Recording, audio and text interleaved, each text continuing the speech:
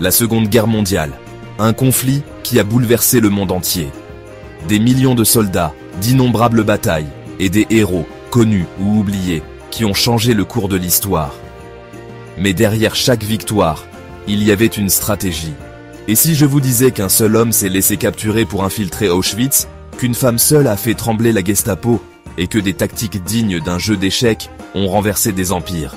Ces récits, souvent éclipsés par les grandes manœuvres militaires, révèlent l'ingéniosité, le courage et parfois le sacrifice ultime d'individus et de groupes face à une adversité inimaginable. Ils nous rappellent que la guerre n'est pas seulement une affaire de chiffres et de territoires, mais une mosaïque complexe d'expériences humaines. Nous allons explorer ensemble ces chapitres méconnus, ces coups de génie tactique et ces actes de bravoure qui défient à l'entendement. Préparez-vous à découvrir des facettes de la Seconde Guerre mondiale qui sont rarement mises en lumière. Restez bien jusqu'à la fin, car ces histoires vraies vont vous couper le souffle. Peut-être vous faire voir cette guerre sous un autre angle. Au cœur des ténèbres de l'occupation nazie en Pologne, un homme, Witold Pilecki, officier de l'armée polonaise et membre de la résistance, conçoit un plan d'une audace presque suicidaire. Pilecki, animé par une détermination farouche, décide qu'il n'y a qu'un seul moyen de connaître la vérité et de tenter d'organiser une résistance de l'intérieur, se faire délibérément capturer. En septembre 1940, lors d'une rafle à Varsovie, il se laisse prendre, muni de faux papiers, au nom de Tomasz Serafiński. Son entrée dans Auschwitz n'est pas celle d'une victime passive, mais celle d'un agent infiltré, conscient des risques mortels.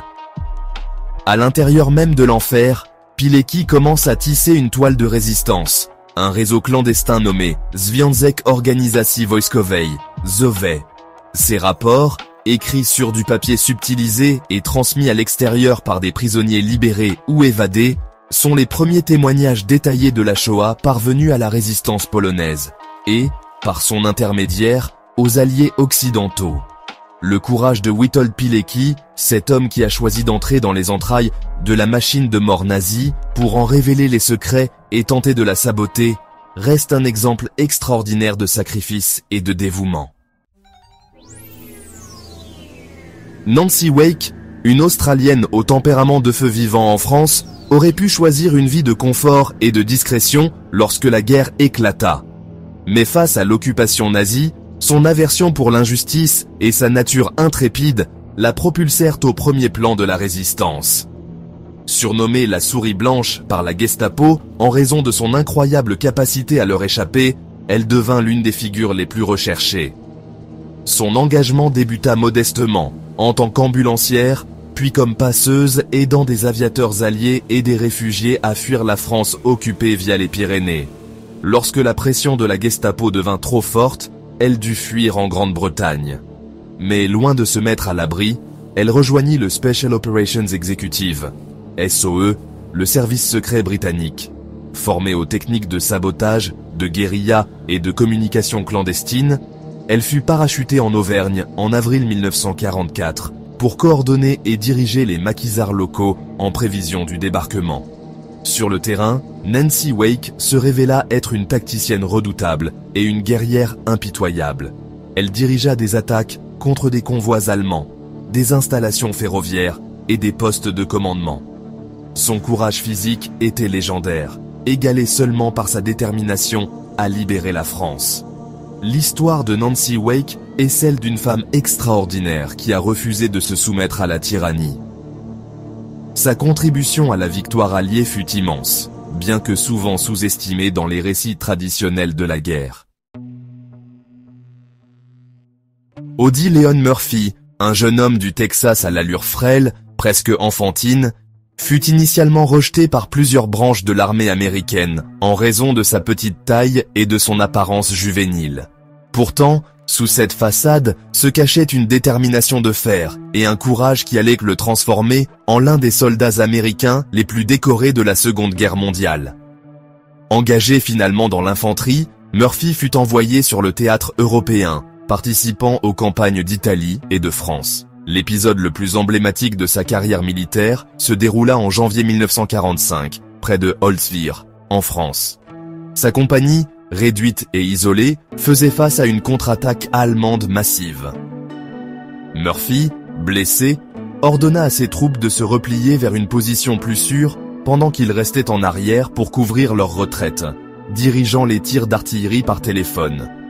Pour cet acte de bravoure extraordinaire, et pour de nombreux autres faits d'armes tout au long de la guerre, Audie Murphy reçut la Medal of Honor, la plus haute distinction militaire américaine. Il demeure un symbole puissant du courage individuel face à l'adversité écrasante, un témoignage de la résilience humaine et du prix terrible du conflit.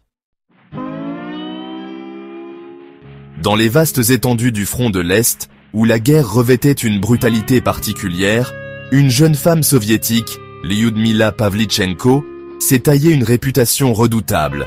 Surnommée Lady Death par certains, elle est devenue l'une des tireuses d'élite les plus prolifiques et les plus célèbres de l'histoire militaire. Étudiante en histoire, à l'université de Kiev, lorsque l'Allemagne envahit l'Union soviétique en 1941, Pavlychenko s'était déjà initiée au tir sportif. Animée d'un patriotisme ardent, elle se porta volontaire pour l'armée rouge, insistant pour rejoindre les unités combattantes malgré les réticences initiales à envoyer des femmes au front. Ses premiers combats eurent lieu lors de la défense d'Odessa, puis lors du siège exténuant de Sébastopol. Avec 309 ennemis confirmés abattus, dont 36 tireurs d'élite adverses, son tableau de chasse est l'un des plus élevés jamais enregistrés. Blessé par un éclat de mortier en juin 1942, Pavlychenko fut retiré du front. Sa précision létale, son courage face aux dangers constants et sa détermination inébranlable en font une figure emblématique de la résistance acharnée sur le front de l'Est. Au commencement de la Seconde Guerre mondiale, une nouvelle forme de guerre, terrifiante par sa vitesse et son efficacité, déferla sur l'Europe, le Blitzkrieg ou guerre éclair. Le concept fondamental du Blitzkrieg reposait sur la concentration de forces blindées, les Panzers agissant en fer de lance, soutenus de très près par l'aviation tactique, notamment les bombardiers en piqué Stuka, et suivis par l'infanterie motorisée. L'objectif n'était pas d'engager une guerre d'usure, ou de conquérir méthodiquement chaque kilomètre de terrain, mais de percer rapidement les lignes ennemies en des points faibles soigneusement choisis, puis de s'enfoncer profondément dans l'arrière-pays. L'invasion de la Pologne, en septembre 1939, fut la première démonstration spectaculaire de l'efficacité du Blitzkrieg. En à peine 5 semaines, la Pologne, malgré une résistance courageuse, fut écrasée. L'année suivante, en 1940, la France et les pays du Benelux subirent à leur tour la foudre du Blitzkrieg. Le Blitzkrieg demeure un exemple frappant d'innovation tactique et opérationnelle, une démonstration de la manière dont la technologie, combinée à une pensée audacieuse, peut révolutionner l'art de la guerre. L'opération Overlord, le débarquement allié en Normandie le 6 juin 1944, reste l'une des entreprises militaires les plus complexes et les plus audacieuses de l'histoire. Mais derrière la force brute des milliers de navires, d'avions et de soldats, se cachait une campagne de désinformation et de tromperie d'une envergure tout aussi impressionnante, connue sous le nom de code Opération Fortitude. Son objectif, convaincre le haut commandement allemand que le débarquement principal aurait lieu ailleurs, notamment dans le Pas-de-Calais. Les Alliés comprenaient que la surprise, ou du moins l'incertitude quant au lieu exact du débarquement, était cruciale pour le succès d'Overlord. Pour ce faire, ils mirent en œuvre un plan de déception sophistiqué, digne d'une partie d'échecs jouée à l'échelle continentale.